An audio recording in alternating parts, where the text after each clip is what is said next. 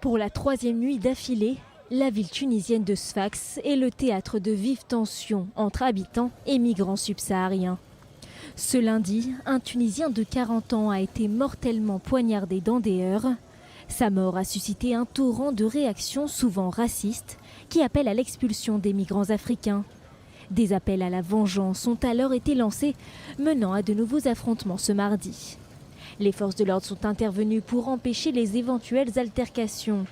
3 migrants soupçonnés d'implication dans le meurtre ont été arrêtés. Un 4e suspect est en fuite. Une enquête pour meurtre avec préméditation a été ouverte par le parquet. Aujourd'hui, nous sommes dans une situation difficile.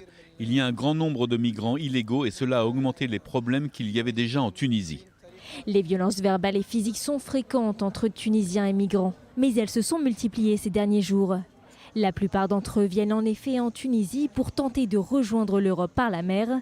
Sfax est donc le point de départ de nombreuses traversées illégales vers l'Italie. Les rues sont transformées en champs de bataille, des blessés graves aussi bien tunisiens que migrants subsahariens. Incendies, agressions, braquages et des forces de police impuissantes. Si le pire était à craindre, alors on y est. Depuis plusieurs semaines, les tensions montent entre les deux clans. La deuxième ville du pays est devenue une vraie poudrière depuis les déclarations du président tunisien Kais Saied.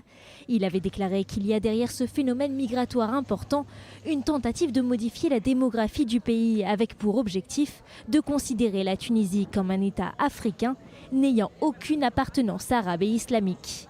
Des propos abondamment relayés sur les réseaux sociaux par des mouvements populistes et qui ont libéré une haine raciale vraisemblablement contenue jusqu'ici.